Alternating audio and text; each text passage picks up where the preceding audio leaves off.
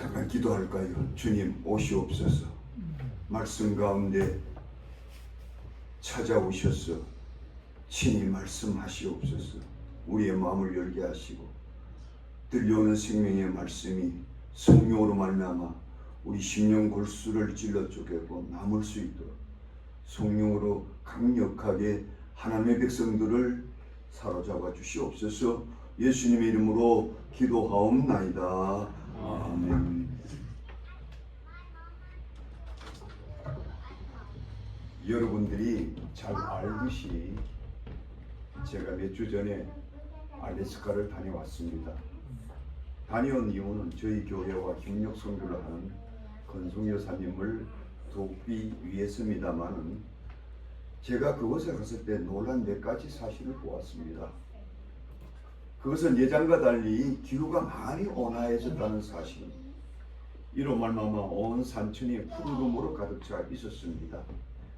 제가 지금부터 한 20년 전에 그곳에 갔을 때에는 온 산천이 눈으로 덮여 있음을 보았는데 이처럼 세상이 달라지고 있음을 보았고요. 그 때문인지 저와 성교사님이 차를 타고 지나는 동안 들판 곳곳에서 농사일을 하는 농부들을 보게 되었습니다. 이 모습이 흥미로워서 제가 성교사님께 차를 멈추고 그들이 농사 짓는 모습 좀 구경하자 이렇게 제안하자 성교사님은 차를 그들이 짓고 있는 농촌 들녘으로 몰고 갔습니다. 저는 과거에 어릴 때 시골에 자랐기 때문에 어떤 환경 속에서 곡식이 심어야 잘 자랄 수 있는가에 대해 제법 상식을 갖고 있었습니다. 그것은 무엇보다도 토질이 아주 양호해야 합니다. 두 번째로 생명의 왕성이 담긴 씨앗이 또한 있어야 합니다. 세 번째로 농부의 정성스러운 돌봄이 필수라는 사실입니다. 아닌 게 아니라 제가 그곳에서 차에 내려서 그 땅의 흙먼지를 만지는 순간 감탄한 것은 그 땅의 토양이 너무도 비옥했다는 사실입니다. 비록 과거에는 추운 동토의 땅이요 버려진 땅이었으나 이젠 기후변화로 그 본 모습을 보여준 땅은 정말로 농부가 농사지어 열매를 풍성히 얻기에 조금도 손색이 없었습니다. 흥미로운 것은 오늘 우리 주님은 우리 인생들의 심령 상태를 여러 종류의 흙이 섞인 밭에 비유하고 있다는 사실입니다. 그 밭의 질 여부에 따라 큰 수확을 거두기도 하고 그 밭의 질 여하에 따라 농사일을 아예 망쳐버리듯이 우리 인생의 심령의 상태의 여하에 따라 우리의 믿음의 생활이 그 생태가 결정적인 영향을 미친다는 거 여러분들 알고 계시나요? 그렇다면 어떤 심령의 상태가 열매를 맺을 수 없고 어떤 심령의 상태가 풍성한 열매를 맺을 수 있을까요? 오늘 본문은 네 가지 심령의 상태를 보여줍니다. 첫째는 길처럼 굳어져 있는 심령의 소유자가 있다고 말씀합니다. 결론부터 말씀드리면 이런 분들은 믿음 생활에 열매를 결코 맺을 수 없습니다.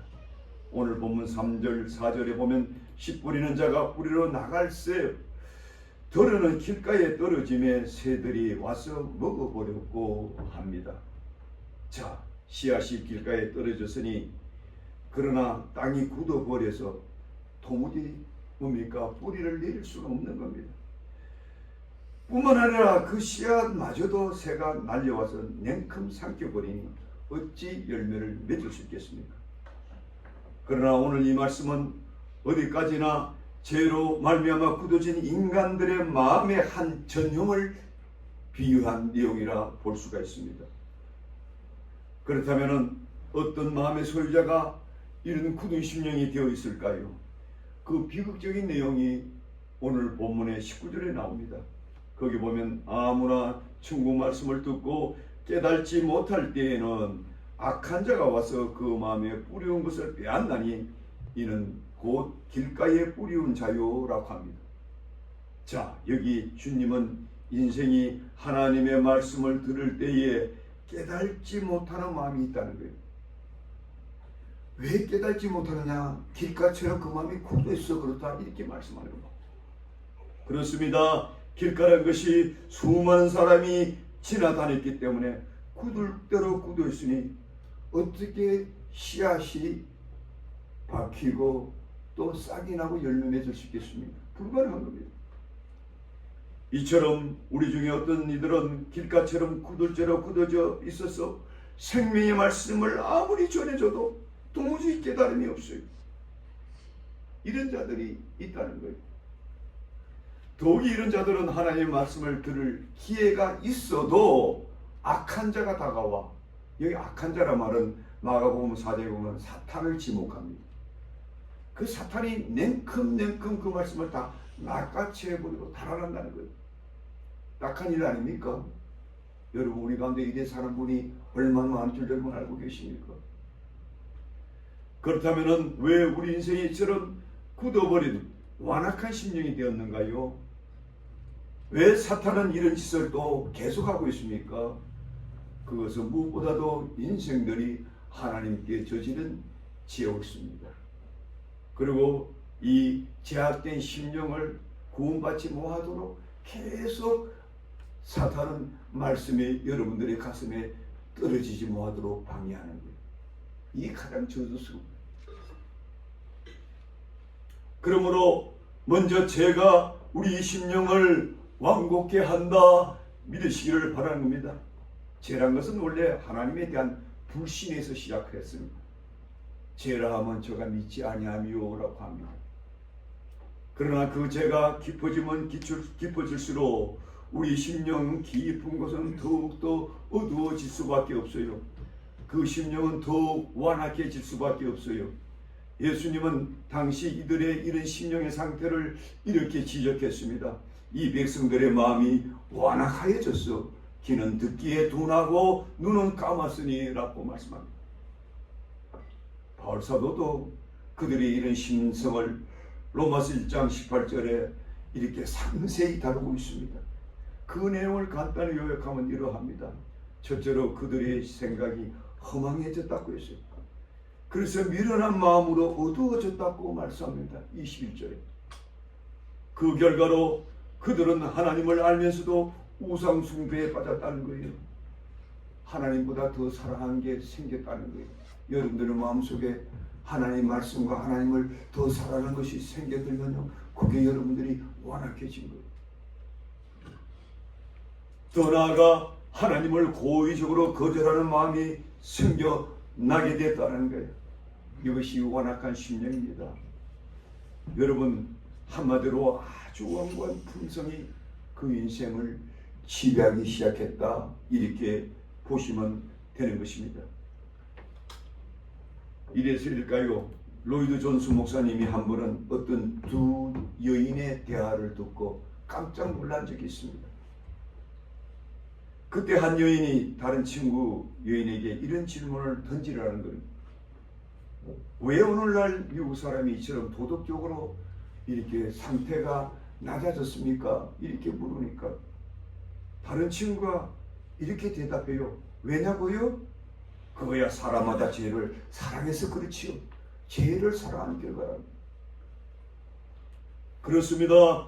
우리 인생들이 죄를 지은 만큼 그들의 심령은 어두워져 있고요. 죄 가운데 산 만큼 완악해질 수밖에 없고요. 죄를 지은 만큼 누추할 수밖에 없는 것이 인생들인 것입니다. 이 때문에 여러분들이 그들에게 신실한 말씀을 전해 주어도 그들은 돌아서면 딴 생각을 하는 거예요. 여러분, 가끔 이웃에게 복음을 전하 보세요. 그들이 금시금시 돌아서지 않습니까? 어떤 이는 더러 양심의 가치를 느껴서요, 얼굴을 붉히기도 해요. 그러나 곧바로 고의적으로 마음의 문을 꼭꼭 걸어 잠굽니다. 그리고 진리의 말씀을 받아들이지 않습니다. 복음 전도자들의 고통이 여기 있고요, 복음 전도자들의 인내가 여기 있는 것입니다. 그만큼 진지하게 말씀을 전해 주었으면은 좀 그래도 마음에 열고 말씀으로 다가와야 되는데 오히려 돌아서면은 비웃고 조롱까지 합니다.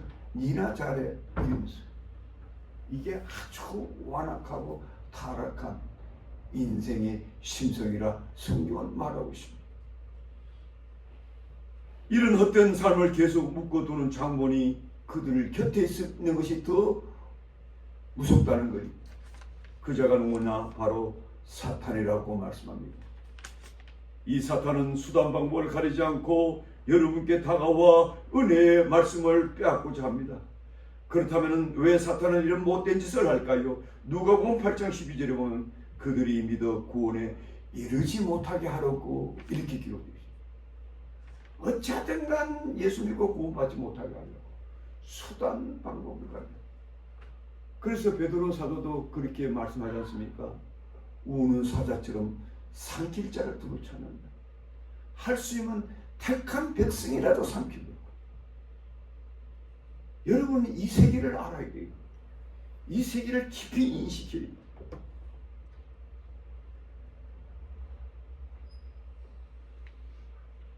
그렇지 않아도 이미 그들의 심령이 어두워져 있고 그것을 해결할 말씀뿐인데 그들에게 그 말씀이 들어가기 전에 마귀가 낼름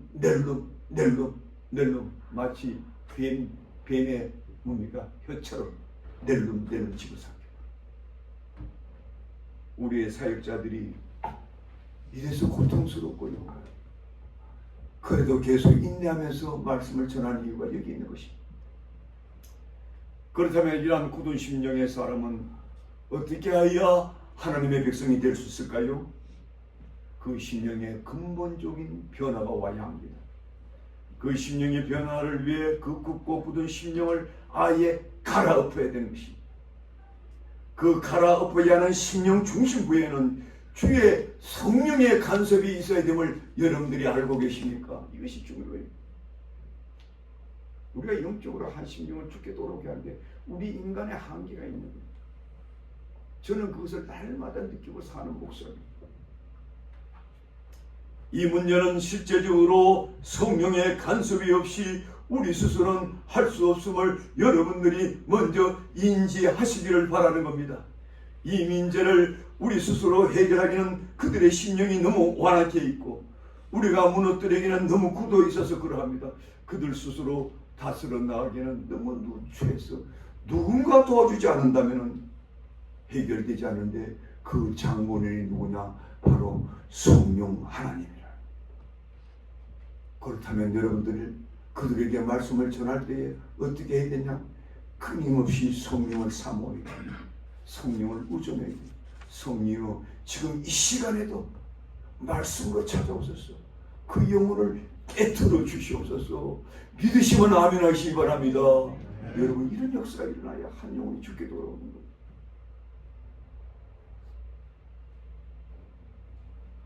이와 관련하여 저는 그 유명한 철로역정의 저자 존 번연의 경험을 여러분들에게 소개하고자 합니다. 그는 원래 하나님을 믿지 않는 무신론자였어요. 그런 친구의 도움으로 교회에 출석한 적이 있지만 상당 기간 하나님에 대해서도 성경 말씀에 대해서 별 관심을 두지 않은 채 그저 형식적으로 예배에 참석했습니다. 그러던 어느 날 이런 의문이 생긴 겁니다. 나는 교회를 이처럼 오래 출석했는데도 또 하나님의 말씀을 수없이 들었고 있는데도 왜 나는 이처럼 무덤덤하게 하나님에 대해서 잘 알지 못하고 사는가? 이런 의문이 생겼습니다. 그러던 어느 날 마침내 마태복음 13장을 읽다가 충격을 받습니다.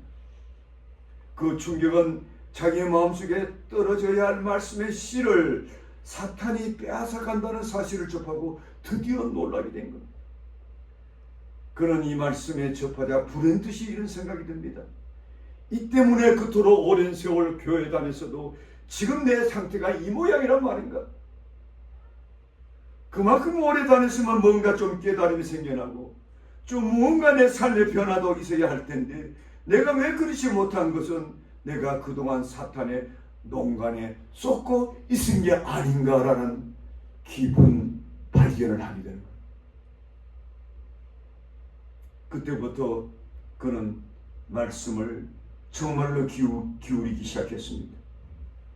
그때부터 말씀의 맛이 달리 들리기 시작했습니다. 그때부터 말씀을 귀를 기울이기 시작했고요. 언제부터가 나 자신도 모르게 내 인생이 변모되기 시작하는 겁니다. 나도 모르게. 그 후 먼 훗날 한 채 많은 인생이 어떻게 제된 장망성을 떠나 그 숱한 마귀의 유혹과 술수를 이겨내고 천국에 도달할 수 있는지를 자신의 생애의 경험을 바탕 삼아 천로역정이라는 불후의 명작을 남겼던 것입니다. 물론 이 모든 과정에는 주의 성령의 간섭이 있었겠지요. 그러나 여기서 우리가 중요히 얘기해야 될 것은 이처럼 우리의 굳은 심령이 성령으로 녹아져야 비로소 신앙의 눈이 떼어지고 그 믿음이 싹트고 자라나 열매 맺은다는 사실이 옳습니다. 이 사실을 믿으면 아멘하시기 바랍니다. 믿어야 역사가 일어납니다. 아무리 교회 오래 다녀도 나중에 요 천국 가면요 하나님 나 너 모른다 그러는 거예요. 너 물과 성령으로 거듭나지 않았지 않느냐 이렇게 묻는 거예요. 교회 오래 다녀서 될 문제가 아니고 여러분들의 그 완악한 불순종의 영이 깨트려져야 되는 거예요. 깨어져야 말씀이 들려오고 깨달음이 오고 회개의 역사가 일어나고 그때부터 그리스도의 삶이 시작됩니다. 믿으면 아멘하시기 바랍니다. 큰 소리로 아멘하시기 바랍니다. 그래야 참된 그리스도인들입니다. 이 때문에 호세아 선지자는 그의 서신에서 지금이 여호와를 찾을 때니 너의 묵은 땅을 기경하라. 갈아엎으라는 거예요. 이 더럽고 누추하고 완악하고 아주 반복적으로 짓는 그 완악하고 교만하고 그 불순종하는 그 심령을 갈아엎으라. 그럴 때에 마침내 여호와께서 임하사 의를 비처럼 너에게 내리시리라. 아멘. 너의 묵은 땅을 갈아엎으라는 거예요. 그래도 여러분들의 신앙은 항상 여러분들의 가슴을 향해 와야 돼. 내 가슴 상태가 어떠한가 봐. 여러분들의 운명을 결정하고 신앙을 결정합니다. 믿으시면 한 번 더 아멘 하시기 바랍니다. 두 번째로, 그러므로 우리가 먼저 기억해야 할 것은 우리 굳은 마음이 기경되기 전에는 결코 구원도 없고 열매도 없다는 거 믿으셔요. 이 때문에 우리는 끊임없이 우리 심령의 변화를 위해서 기도하고 우리 이웃의 심령의 변화를 위하여 그 포커스에 맞춰서 끊임없이 기도하는 은혜에 동참하시기를 주의 이름으로 축복드립니다. 두 번째로, 돌짝과 같은 심령의 소유자가 있습니다. 이런 분도 열매를 맺기가 어렵습니다. 오늘 보면 5절 6절에 보면 들어는 흙이 얕은 돌밭에 떨어짐에 흙이 깊지 아니하므로 곧 싹이 나오나 해가 돋은 후에 뿌리가 없으므로 말랐고 라고 합니다. 자, 이 내용상으로 본다면 이거 뭐 아주 당연한 이치 아닙니까? 땅이 돌짝밭이니 뭐 흙이 얼마 없을 터고 그 속에 뭐 흙이 좀 있다 한들, 그래서 그 얕은 흙 속에 씨앗이 떨어지고 싹이 난다 한들 온통 돌무디기인데 또 그런데다가 태양빛이 비치니까 그 열기에 깔린 흙마저 바싹 마르니까 그 식물은 그냥 곧 시들어 버리죠. 그러나 중요한 점은 이에 대한 예수님의 설명이에요. 그 설명이 오늘 보면 20절 21절에 나오는데, 거기 보면 돌밭에 뿌리웠다는 것은 말씀을 듣고 즉시 기쁨으로 받되 그 속에 뿌리가 없이 잠시 견디다가 말씀으로 인하여 환난이나 핍박이 일어난 때는 넘어지는 자요라고 했습니다. 우리 그리스도인의 삶의 실상을 정난하게 보여주지 않습니까? 역시 열매 맺지 못한 마음의 밭이 되었다는 거예요. 자, 그렇다면 우리 가운데, 우리 그리스도인 가운데 이런 자가 얼마나 많은가 여러분 생각해 보셨습니까? 이게 보면 어찌 보면 처음 길가에 갔던 분보다는 좀 나아 보여요. 그 나아 보이는 모습이 말씀을 듣고 즉시 기쁨으로 받을 때에 나타납니다. 그렇습니다. 이런 분들은 말씀을 들을 때 제법 좀 이해하는 듯 보입니다.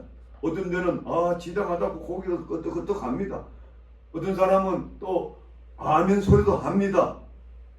그러던 그가 어느 날 갑자기 표정이 어두워 보입니다. 말씀을 듣는 태도가 전과 같지 않습니다.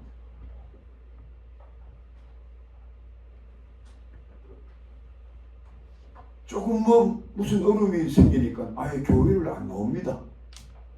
여러분 이런 분 마음 보지 않습니까? 여기 보니까 뿌리가 없으므로 그 뿌리는 뭡니까? 말씀의 뿌리인 거예요. 말씀의 그 영혼 깊은 곳에 심령 깊은 곳에 간직되지 않으니까 뿌리를 못 내리니까 환난이나 핍박이 일어나니 넘어지더라는 거예요. 넘어지더라. 마음이 돌짝밭이 되어가지고 말씀의 뿌리가 내릴 수가 없어요. 이런 자들을 신학자들은 심령이 경박한 자, 감정주의적인 자, 이렇게 해석하는 학자들이 많아요. 저도 거기 동조합니다. 이러한 가벼운 심성을 갖고 살다 보니 조그만 어려움이 닥쳐도 무슨 사소한 오해나 핍박이 와도 시무너집니다. 교회 뽀조히 잘 다닌다 봐요. 조금 교회 안에 이래 투닥다고 싸움질하면 교회 안 나와 그래. 왜 나는 저 친구 미워서 못 나간다는 거야. 그게 웃기잖아요. 저 친구 꼴보기 싫어 교회 안 나간다는 거야. 그럼 그 꼴보기 싫다고 천국 안 갈래? 저를 보세요. 옛말에 구덕이 무서워서 장 못 담그면 안 된다. 이런 들어봤죠? 여러분 시골에요. 옛날에 먹을 게 없어가지고 김치, 된장 안 만들어 놓으면 겨울에 양식이 없어요. 그런데 여름에 그 잘못 관리하면 구덕에 쓰잖아요. 그렇다고 장을 안 담그면 어떻게 해요? 그러면 죽는 거지. 시골에서 옛날에 겨울 내내 김치하고 된장이 있어야 먹고 사는데 마찬가지.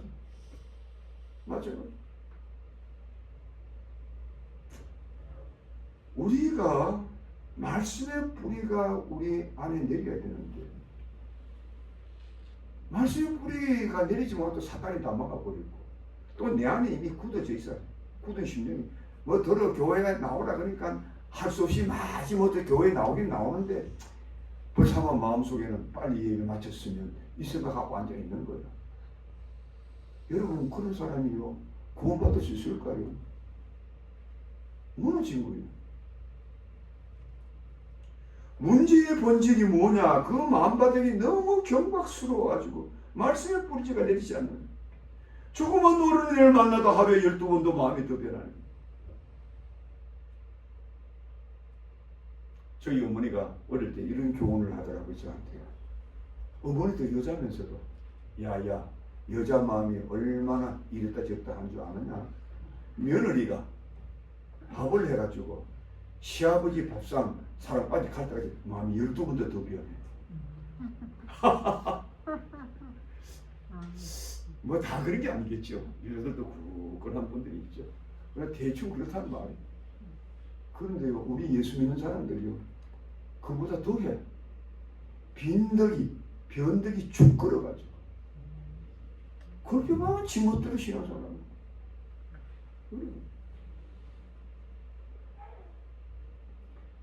제가 중학교 다닐 때, 제가 학생회장이었고, 그때 학생회 부회장이 신앙생활 잘하는 여학생이 있었어요.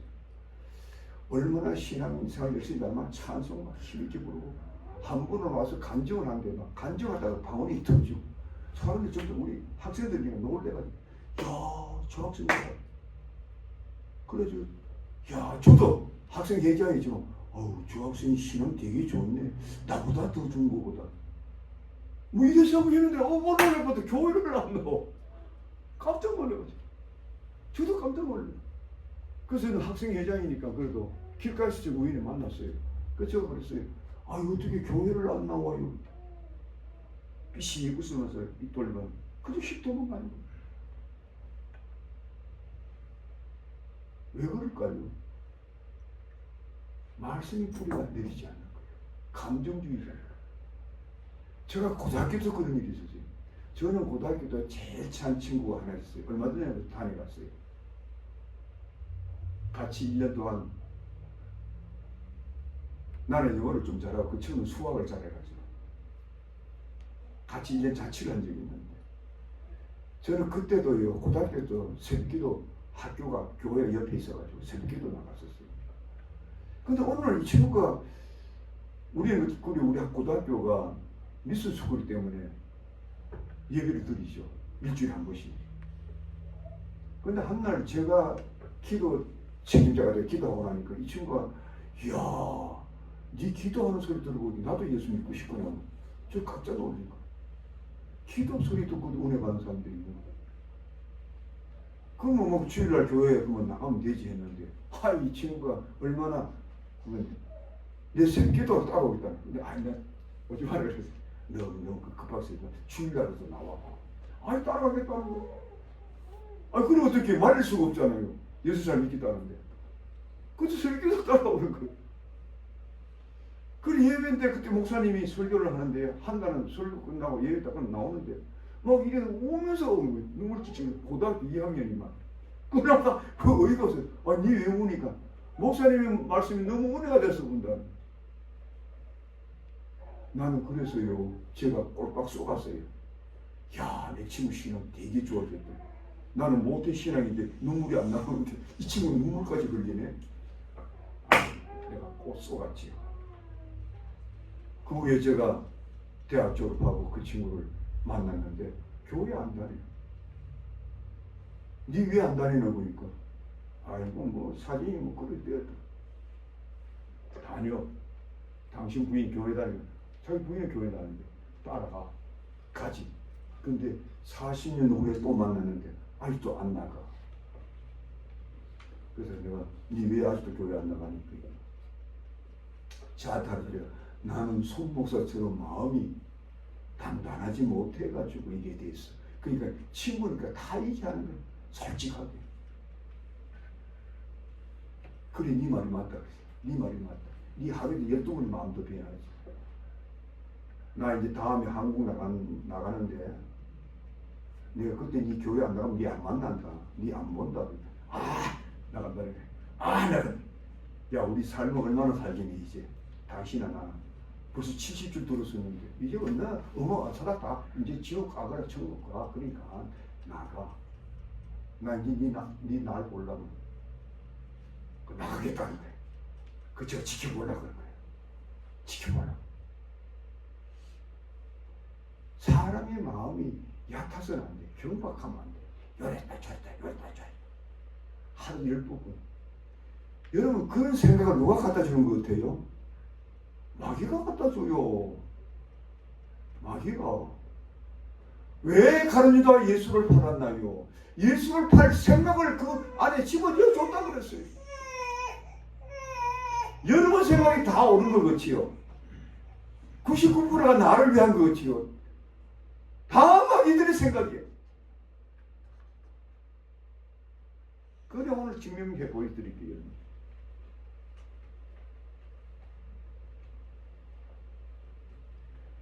그렇다면 어찌하여 이들이 이런 지경에 이르렀을까요?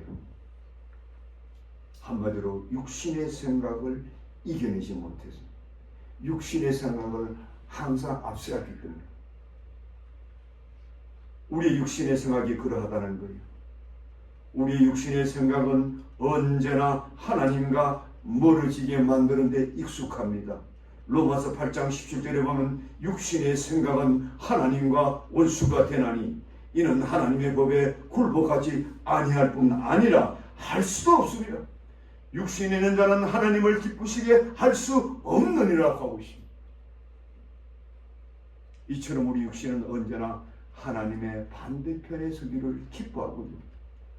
할 수만 있으면 우리의 신앙을 어떻게 좀 편하게 해볼까? 더 안일하게 만들어 종국에 가서는 무력하고 열매 없는 가짜 그리스도로 전락시킬까? 끊임없이 여러분들에게 끊임없이 공격 들어오게 육신의 생각임을 믿으시기를 바라는 겁니다. 그래서 여러분들은 24시간 육신의 생각과 전쟁을 해요. 오죽하면 가장 위대한 사도 바울도 그래서 내가 날마다 죽는 걸 알겠어. 그 죽은 육신의 생각을 죽는 거예요. 육신의 생각을 죽이지 않으면 순식간에 육신의 생각을 따라가는 거예요. 육신의 생각을 따라가는 거예요. 또 따라가는 거예요. 별 수 없어요. 뭐 신앙생활 오래 했다고 목사 장로 했다고 노예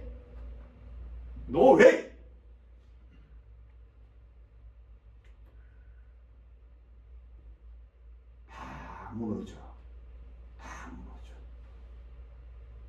그래서 바울 사도는 이러한 육신의 심성을 이렇게 탄식했어요. 저를 보세요.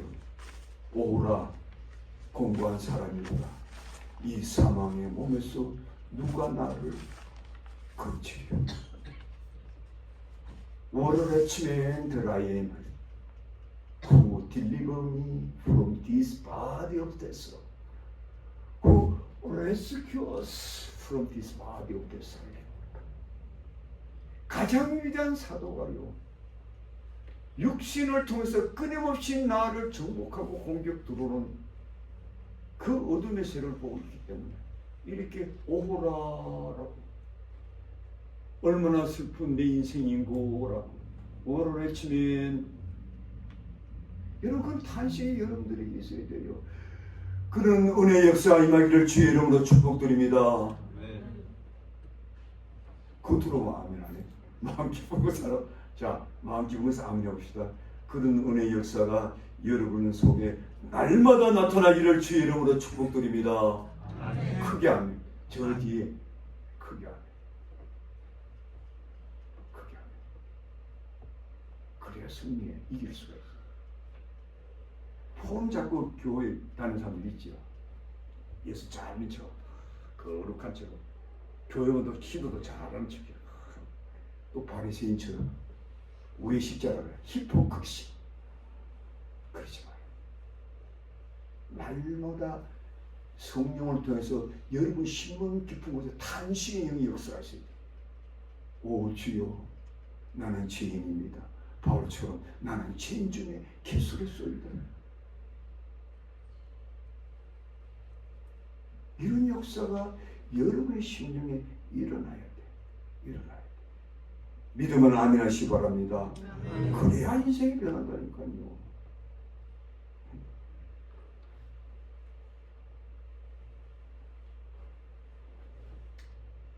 그러므로 우리 그리스도인들은 승리하는 그리스도의 삶이 되기를 원한다면 이 육신의 소욕을 날마다 이겨내야 돼. 하나님의 말씀이 우리 심령에 뿌리 못 내도록 끊임없이 방해를 저지르는 이 육신의 소욕과 여러분들이 전쟁에서 이겨야 돼. 그렇지 않으면 우리가 조그만 하갈이 와도 조그만 피어가 가도 그냥 죽음을 버리는 거예요. 그래서 저는 이러한 경박한 심성을 다스리기 위해 세 가지 면에서 여러분 스스로 자문다답 해보기를 저는 바라는 겁니다. 그 첫째는 지금 나는 어떤 심령의 상태로 주님을 섬기고 있는가? 날마다 물어보세요. 나는 지금 어떤 심령의 상태로 주님을 섬기고 있는가? 말씀의 뿌리가 내 안에 내려져 있는가? 아니면 아직도 내 기분에 좌우돼서 신앙생활을 하는가? 오늘 교회 가고 싶으면 가고, 에이 오늘 뭐 아이고 뭐 찌뿌동하니까, 에이그 뭐 오늘 뭐 아이고 뭐 이래는가? 그거 경박한 것이 그 열매 못 맺는다. 둘째로 나는 오늘 또 내 심령에 불긋불긋 솟아나는 육신의 생각을 얼마나 우리가 믿음으로 다스리고 있는가. 내가 얼마나 발처럼 날마다 육신의 생각 십자가에 못 박을 용기가 있는가. 자신이 모른다. 세 번째로 나의 이 변덕스럽고 경박한 심정을 다스리기 위해 얼마나 자주 말씀 앞에 나를 비춰보고 가슴을 열고 말씀을 통해서 얼마나 내가 지금 새로워지고 있는가 한번 점검하시기 바랍니다. 세 번째로 오늘 본문에 보니까 가시떨기로 섬전된 밭이세요. 밭은 밭인데 이미 밭에 씨앗이 뿌려지기 전에 이미 가시떨기가 하면 딱 뿌리를 내리고 있어. 위에 딱 덮고 있어. 요거를 오늘 본문은 말하는 거예요. 여러분, 이런 밭도 열매를 맺기에 적합하지 못합니다. 7절에 보니까 더러는 가시떨기 위에 떨어짐에 가시가 자라서 기운을 막았고, 이 가시가 자라 기운을 막았다는 것은 제법 땅도 괜찮고 씨앗도 생명의 씨앗이라서 싹이 나고 올라가는데 위에서 툭 덮쳐버려. 꼼짝달싹 못해. 결국은 위더되는 거예요. 시들어버려. 다 된 밥에 젖 뿌리는 그런 모습이에요. 예수님은 이 가시나무를 설명하기를 세상의 염려와 재리의 유혹이 그렇게 만든다라고 하고 있습니다. 그런 안타까운 현실은 우리 중에 세상 염려 없이 사는 분 없을 것이라 저는 이렇게 봅니다. 요사이 더욱 그러하지. 이 시대를 강타하는 온갖 기후변화는 물론이고 코로나19처럼 무슨 역병들이 곳곳에서 공격해 들어오고 곳곳에서 벌어진 전쟁의 소식, 사고 소식 우리를 두렵게 하잖아요.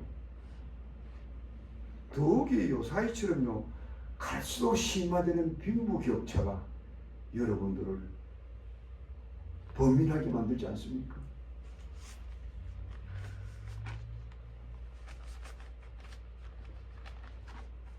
우리의 생존을 위협하는 것이 물질 문제입니다.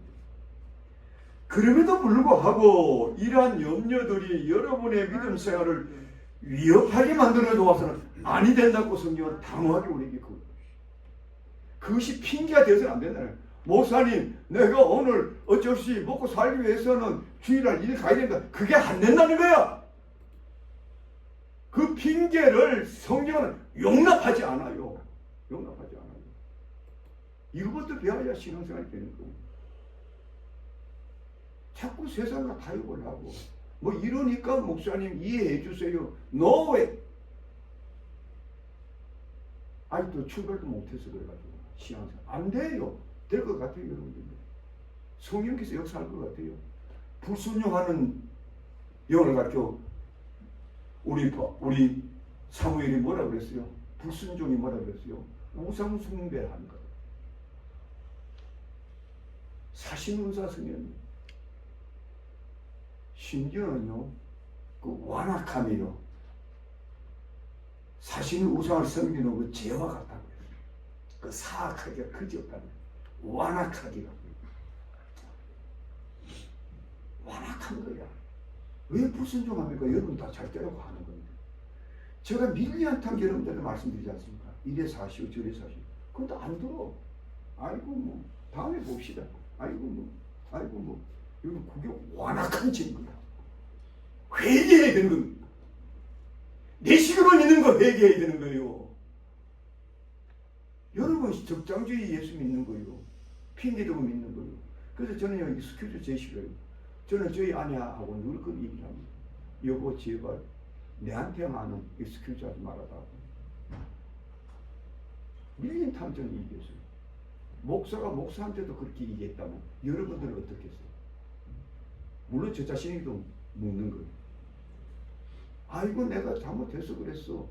내가 안 하지 뭐. 이러면 되는데 뭐 또 이렇게 싹 돌려가지고 뭐 이래가지고 뭐 어쩌고 요래 싹 요래.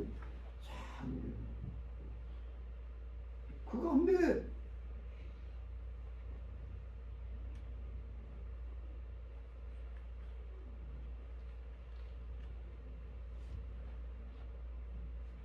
특별히 물질 문제는요 여러분들을 끊임없이 시험을 합니다.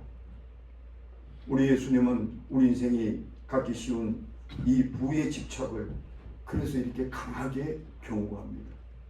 마태복음 6장 24절에 한 사람이 두 주인을 섬기지 못할 것이니 혹 이를 미워하며 저를 사랑하거나 혹 이를 중히 여기며 저를 경히 여기라. 너희가 하나님과 재물을 뭐라고요? 경하여 섬기지 못하는 둘 중에 하나는 거예요. 그렇잖아요. 여러분 주일날 교회 안 나오면 뭐예요? 일 갔었지. 일 안 하고 교회 둘 중에 하나지. 중간지대는 없어요. 아이고 목사님 내가 오늘은 한 번은 교회 들고 한 번은 세상 먹고 이렇게 하겠습니다. 일을 하면서 목사님 설교 듣겠습니다. 이게 되나요? 말이 돼? 말이 돼. 성경은 그렇게 말하고 있잖아요. 일을 더 중히 여기고 덜 중히 여기거나 뭐예요? 일을 더 사랑하거나 덜 사랑하기 때문에 결국은 너가 교회 오거나 아니면 주일날 일 나간다. 이렇게 말하는 거 아닙니까? 뭐 정확한 표현이죠. 두 주인을 우리는 섬길 수 없다는 거예요. 네가 밖에 나가서 주일날 예배 안 드리고 가면 그거 돈 귀신 섬기는 거다. 돈 우상. 그러고 무슨 천국 가기를 바래요. 택도 없어요. 택도 없어. 제가 진실하게 여러분들에게 말씀드린 거예요. 목사님들이 설교하면 혹시 교인들 또 빠져나가서 겁이 나가지고 설교 못하는 목사들도 있다 그래요. 저는 그렇게 할 수 없어요. 목회 안 하면 아니지. 그렇게 하십니다.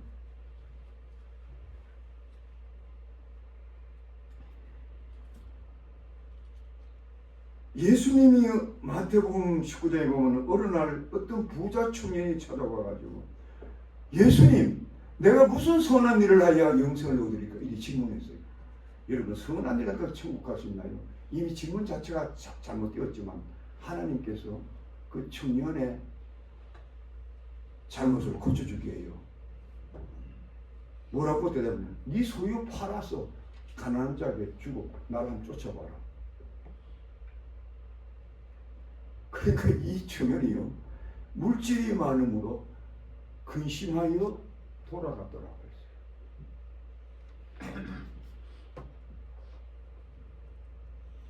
그 사람의 마음에 물질을 사랑하는 마음이 이미 선전되어 있기 때문에 예수님은 뭐요?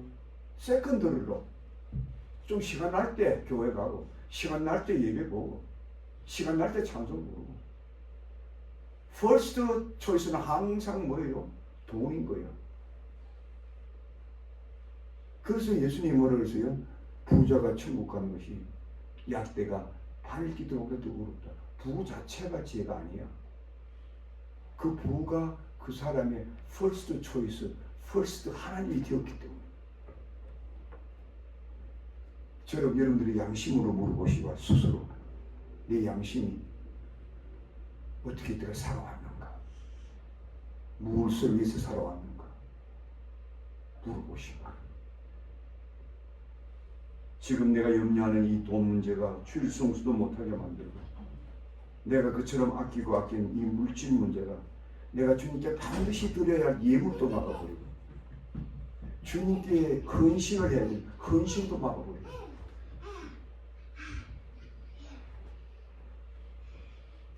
가장 중요한 구원의 문제 주를 위해서 살아드려야 될 감사와 헌신마저 묶어버린다면 여러분 그 물은 결코 열매를 얻을 수가 없습니다. 그렇다면 우리는 이러한 재리의 염려나 유혹을 어떻게 이겨나갈 수 있을까요? 그것은 무엇보다도 이 유혹이 어디서 오는가를 먼저 알아야 돼. 본질적으로 이해하셔야 돼요. 도대체 이런 유혹이 어디서 생겨가지고 내 가슴을, 내 인생을 확 장악하고 있을까? 오늘 보니까 내가 돈 뺏겨 모르네. 미쳐버리네.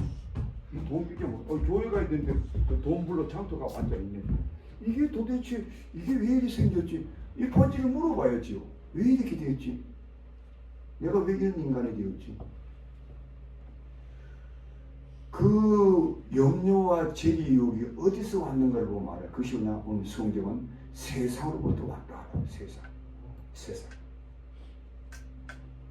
이 세상은 온통 우리로 하여금 염려하며 사는 인생으로 이 세상은 온통 돈의 유혹으로 그로 말미암아 온통 신앙의 예배를 맺지 못하도록 끊임없이 우리를 방해한다. 그러므로 저는 여러분들에게 이 시간을 빌려서 여러분들이 정말 여러분들의 신앙을 방해하는 진정한 적 세 가지를 소개합니다. 한번 따라해 볼까요? 첫 번째는 사탄이다. 크게 대답해. 첫째로 사탄이다. 둘째로 육신의 생각이다. 셋째로 세상이다. 요 세 개를 조심해야 돼.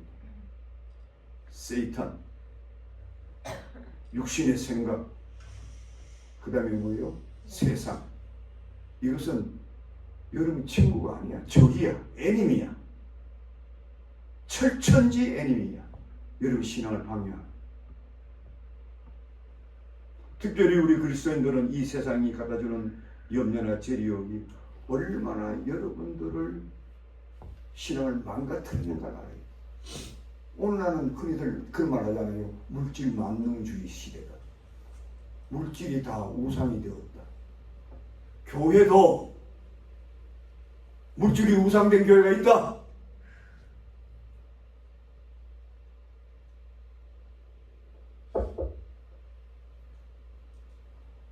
그렇다면 이러한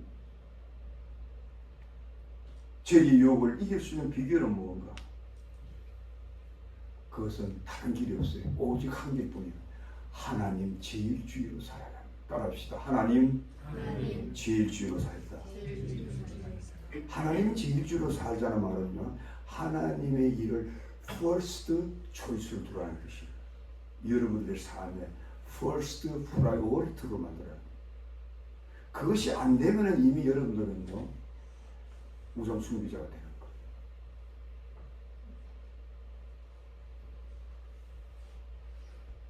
우리는 이 세상 살면서 이 세상을 떠나 살 수는 없지만 우리는 이 세상을 반드시 이겨내야 되고 극복해 나가면 우리는 먼저 이 세상에 어느 정도 간격을 두고 살아야 돼요.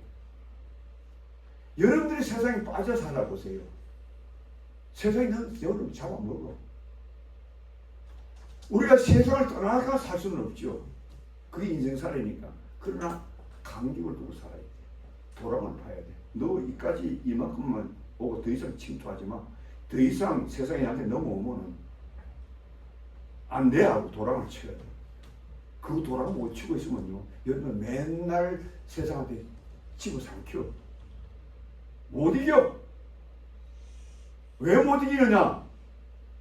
세상 자체가 제약이지만 그보다 더 무서운 그 세상을 휘어잡고 그 세상을 이용해서 여러분을 유혹하는 게 있어요. 육신의 생각도 마찬가지. 우리의 정욕이 어디서 옵니까? 안목의 정욕, 육신의 생각, 이생의 자랑이라고 그러잖아요. 그 누가 지고 있어요? 마귀가 딱 뒤에서. 우리 약점을 아는 거예요. 여러분과 나의 약점을 마귀가 다 알고 있는 거예요. 모든 인생들의 약점을. 그리고 이 세상을 살짝 보여주면서 너 빨리 여기 뛰어들어. 그냥 하는 대로 살아. 이 사람들과 똑같이 가. 뭐 잠깐 진료도 돼. 오죽 마귀가 이렇게 여러분을 유혹하면은 예수님도 그렇게 유혹했잖아요. 천하만국을 다 보여줬는데 나한테 한번 절 딱 하면은 내가 이 세상 다 준다. 여기 세상이다. 그 배우면은 마귀가 못 이기게 돼 있어요. 그래서 여러분이 도랑을 봐야 돼요. 도랑을 봐야 돼요. 그리고 두 번째로는 날마다 예수 이름의 권세와 성령의 능력을 의존하여 날마다 나가야 돼. 그렇게 하면은 마귀 사탄은 한 길로 왔다가 7길로 도망가요. 왜? 예수 이름의 권세와 성령의 능력 의지하는 자들을요, 우리가 이길 수가 없으니까 그런 거예요. 없으니까. 그 날마다 무장해서 다니는 거지. 내가 무장해서 세상을 살아. 한 분은 제가 미국에서 공부를 THM 과정 끝내고 한 5년 때 한국에 나가니까 친구들이, 고등학교 친구들이 나를 초대해가지고 같이 한 8명이 뭐 차도 마시고 뭐 식사도 했는데, 그 옛날에 고등학교 때 이 담화를 잘 친 친구가 하나 있었어요. 뭐 담화가 한 350, 400. 근데 이 친구 맨날 자랑하는 것이, 내 이거 담화 치니까 소를 몇 마리 내가 날린 줄 알았는데 혼자 막 자랑하고. 근데 뭐 전 자랑할 것도 없고. 근데 다 마치고 떠나려 하는데 이 친구가 그 많은 친구들한테 내가 말이야 손 목사, 우리가 같이 지내는 걸 한 서너 시간 꼭 내가 계속 지켜봤다는 거예요. 털 것만큼도 그 태도와 행실에 흐트림인 적이 없더라고요. 아니 그걸 그냥 그거 많은 친구더라고요. 보통 우리 고등학교 친구 만나면 벌써 뭐부터 나옵니까? 욕부터 나오잖아. 야 이 새끼, 야 이 자식아, 너 입맛이 오만 그냥 막 여자고 남자고 뭐이고 막 엉망진창 개판이잖아요. 그래서 우리 한국에 무슨 동창회가 제일 그냥 타락하는 곳이랍니다.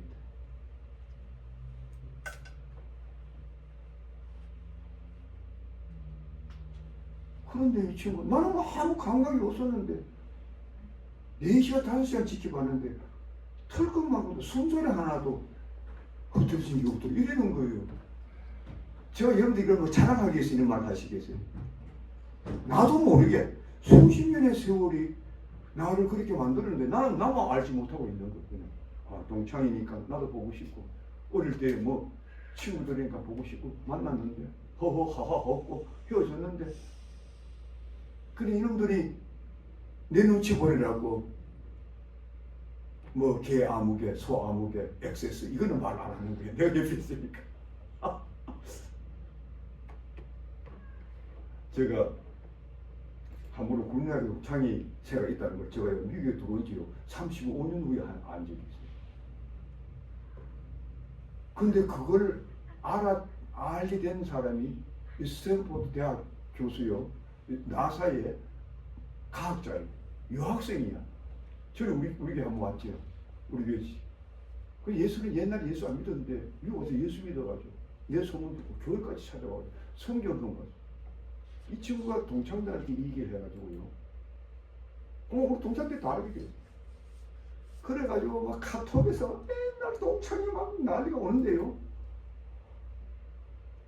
그도 뭐 궁금하네 보잖아요.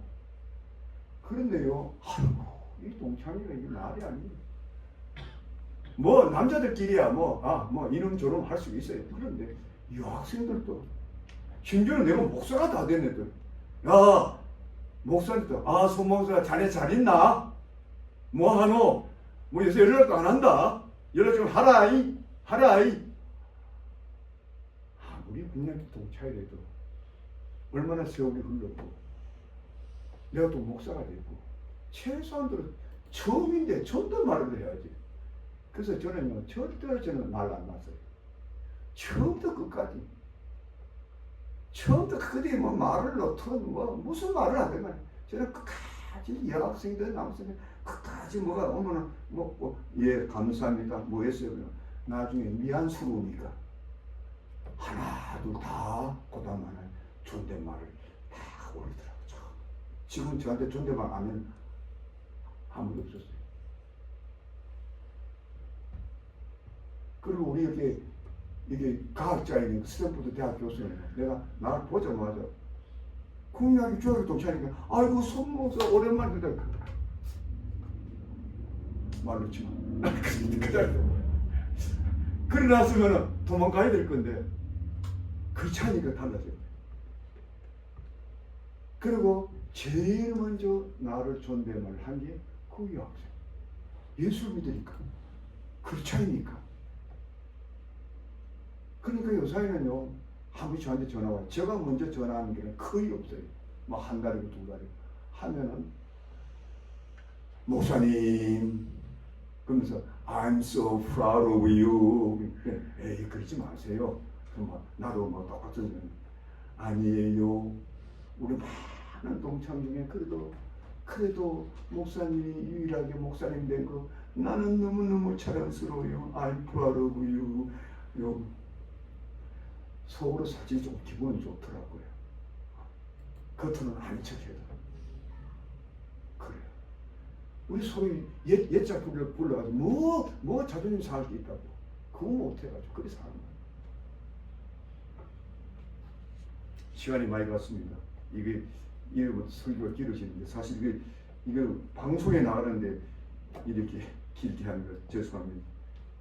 이제 마지막으로 결론적인 거 더 중요한 거 하나 하고 말씀드리겠습니다. 마지막의 씨는 옥토에 뿌려진 씨옷이다. 이 땅은 좋은 땅에 뿌려졌으므로 유일하게 그 땅만 열매를 맺고 있다는 점. 주님은 이런 땅에 심기운 씨를 가리켜서 100배, 어떤 것은 60배, 어떤 것은 30배가 되었느니라 말씀하고 있습니다. 여러분, 좋은 땅이란 뭡니까? 우리 영어로는 good soil 이렇게 되어 있지요. 거기에 막 불순물 안 섞여 있고 부들부들하고, 여러분 저들이 길가에 나가보면 저 들판에 보면 여러분 우리 캐리어 땅도 굉장히 비옥해요. 땅이 부들부들하고 시커멓고 이래 만지면요 약간 촉촉하면서도 부들부들하고, 이거는 뭐 농사가 막 그저 막 되는 거예요. 땅이 막 딱딱하고 막 돌짝 많고 말이야. 또 그런 데다 엉겅퀴는 나고 말이야. 열매가 안 맺는 거예요. 그런 데다가요 굳었지요. 땅이 돌멩이가 뒤섞여 있지요. 가시떨기가 위에 탁 대표 있지요. 어떻게 열매를 얻겠습니까? 그렇다면은 이처럼 잘 정비된 토양을 우리 주님은 무엇으로 비유합니까? 오늘 본문 23절에 뭐라고 합니까? 말씀을 듣고 깨달은 자니라고. 따라합시다. 말씀을 듣고 깨달는 자니. 아주 심플해요. 심플. 말씀을 듣고 깨달는 거. 이게 성패야. 성패. 그런데 여기 굉장히 재미난 게 있어요. 오늘 이 본문을 기록한 기자가 세 사람인데, 마태오, 마가, 누가. 근데 세 사람마다 그 내용을 약간 뉘앙스가 다르게 기록되어 있어요. 거기 보면은 마가는 이렇게 기록했어요. 마가복음 4장 20절에 말씀을 듣고 받아들임으로 이런 결과가 돼요. 마태는 말씀을 듣고 깨달음으로 이렇게 되고, 그 다음에 누가는 어떻게 표현하냐? 착하고 좋은 마음으로 듣고 지키어 인내한 자라고 했어요. 조금씩 다르지. 근데 이것을 종합해보면요, 강조점은 달라도 종합해보면 퍼펙트해요. 첫째로 우리가 말씀을 들을 때 깨달아야 돼요. 두 번째로 뭐예요? 말씀을 마음 깊은 곳에 받아들여야 돼. 그 다음에 세 번째로 뭐예요? 그 깨달은 것을, 마음에 받은 것을 지켜 나가야 돼. 이게 세 개 딱 놓으면 딱 이렇게 결론 지어져요. 제가 영어로 표현해 봤어요. 말씀을 듣고 깨달은 자를 understandable 이렇게 제가 기록해요. 어째 주석구가 하는 게 아니에요. 그 다음에 말씀을 받아들인 자 acceptable. 그 다음에 세 번째는 뭐예요? 말씀대로 잘 지켜나가는 자, 인내로서 지켜난다는 말은 뭐냐면 sustainable, understandable, acceptable, sustainable. 말씀을 듣고 깨달고 마음에 새기고 지켜나가는 자. 따라해볼까요? 같이. 첫째로 말씀을 깨달고, 둘째로 그 말씀을 마음에 깊이 새기고, 세 번째로 말씀대로 인내하며 지켜나간다. perfect하죠. 기자가 각자가 뭐 다르게 이렇게 기록한 것 같아도 딱 모아보면 딱 그 성경은요, 스크립처 with 스크립처라고 해요. 성경을 해석해 줄 때에 너무너무 정확한 거야. 너희가 자세히 보라. 어느 성경도 짝이 없는 게 없다. 사람들이 성경 가지고 자꾸만 네가 옳으니 내가 옳으니 뭐 이게 교파도 생기고 그럴 필요 없어요. 여러분 성경을 깊이 보세요. 깊이 보면 다 하나로 통일되는 거예요. 이번에 제가 거기에 앵커리지 집회 갔다가 그때 봐야 3번 설교가 왔는데도요, 거기 목사님이 저한테 편지가 왔더라고요. 며칠 전에. 어떤 편지 오냐면, 목사님은 성경신학을 전공했지요. 예, 그렇습니다. 그럼 제가 다음 주부터 자기 교회에 금요일날 성경 공부 반을 만들고 싶은데 어떻게 성경신학적인 관점에서 그러면 성경을 그 성경 그 스터디를 작성해 볼까요? 그래요. 저는 좀 웃음 또 나오면서도 그 당연한 얘기죠. 우리 성경 공부시키는데 우리 성경을 기초해서 해야지요. 그래서 제가 썼어요. 그 목사님한테 편지로. 목사님, 우리가 성경 신학을 기초로 해서 성경 공부 교환을 만드는 것이 가장 성도들에게 신앙 깊이 들어가고 온전히 그래서 만들 수 있다고 제가 믿어집니다. 같은 목사니까 존경드려야죠. 그리고 성경 신학 중에서도 중요한 주제가 있지 않습니까? 예를 들어 하나님의 나라, 더 컨셉, 킹덤 오브 갓, 또 구속론, 예수 그리스도 십자가의 구속론, 그리고 또 뭐가 있습니까? 또 언약, 더 커버넌트 오브 갓. 이런 큰 주제들은 성경 전체에 창세기 계시부터 완전히 다 감통해 나오기 때문에 그걸 주의 영들이 알고 있으면은 굉장히 설교가 건전하고 성경적이고 더 다른 거 얘기할 게 없어요. 성경만 얘기해도 다 못하죠. 맨날 시간 쫓기죠. 뭐 다른 거 시부리한 얘기할 거 뭐 있어요. 그거 제가 편지를 써보냈지만은 나중에 또 답장이 왔다. 목사님 고맙습니다. 감사합니다. 목사님 써준 그 내용 기초로 해가지고 제가 이번 주 금요일부터 성경 공부를 좀 시켜보겠습니다. 그 목사님 굉장히 겸손해요. 그 목사님 나보다 3살이나 위인데도 웬만한 목사끼리 뭐 지어내나 뭐 이렇게 생각할 텐데 그런 생각 안 해요. 굉장히 겸손하시요. 나는 그게 존경스럽더라고요. 같은 목사한테 그런 걸 문의하고 아주 존경스러워가지고 저도 겸손하게 썼어요. 글을 겸손하게. 그래서 제가 아는 데까지.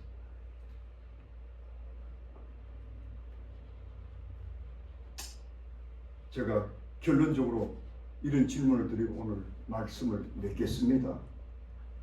첫째로 혹 우리 가운데 아직도 들려오는 하나님의 말씀이 도무지 무슨 뜻인지 잘 감이 안 잡히는 분 있는가?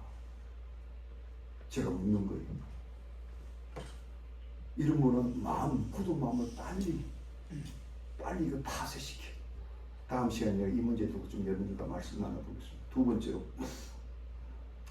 여러분 가운데 들려오는 말씀이 잠시 언더스탠드도 되고 좀 마음도 기뻐서 이 마음대로 말씀대로 살아봐야지 이런 마음이 생겼는데 순식간에 사라져가지고 마음이 변덕이 심해가지고 금방 이랬다 저랬다 또 조금 손해볼 일이 생기면 그만 교회도 안 나가고 이런 분 혹시 우리 가운데 있느냐? 돌짝밭에 들어지. 세 번째로 혹 우리 가운데 오랫동안 신앙생활 하다가 여기면서도 아직도 내 삶의 우선순위를 하나님 중심주의가 아니라서 진짜 염려가 생기고 진짜 먹고 사는 문제까지 생겨나면 결국은 주님 버리고 주님은 많고 그래서 우리가 우상숭배자가 될 수가 있다는 거예요.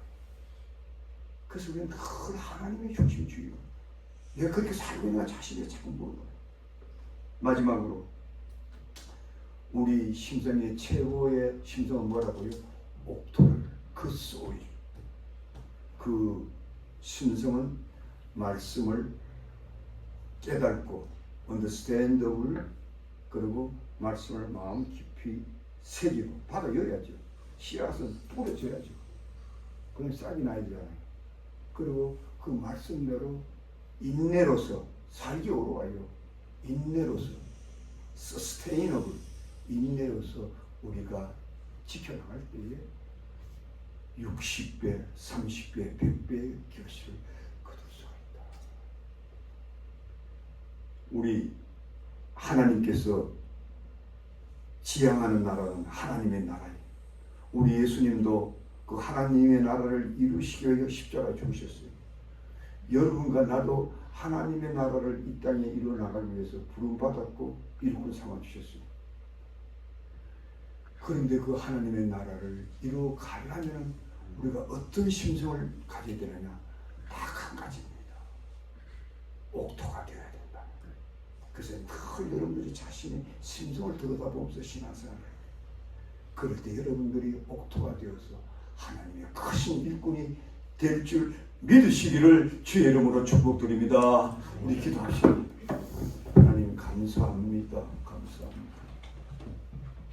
부족하고 허물 많고 연약하고 이 정도 젊었을 때 교만했고 이 정도 때로는 변덕도 있었고 이 정도 여러 가지 근심 걱정으로 살았고 그러나 오늘날 이 귀한 말씀이 있기에 오늘날 살아있고 오늘날 이 귀한 말씀이 있기에 그걸 우리가 깨달을 수 있는 영이 있기에 우리가 오늘도 주님을 섬기고 사는 줄 믿습니다.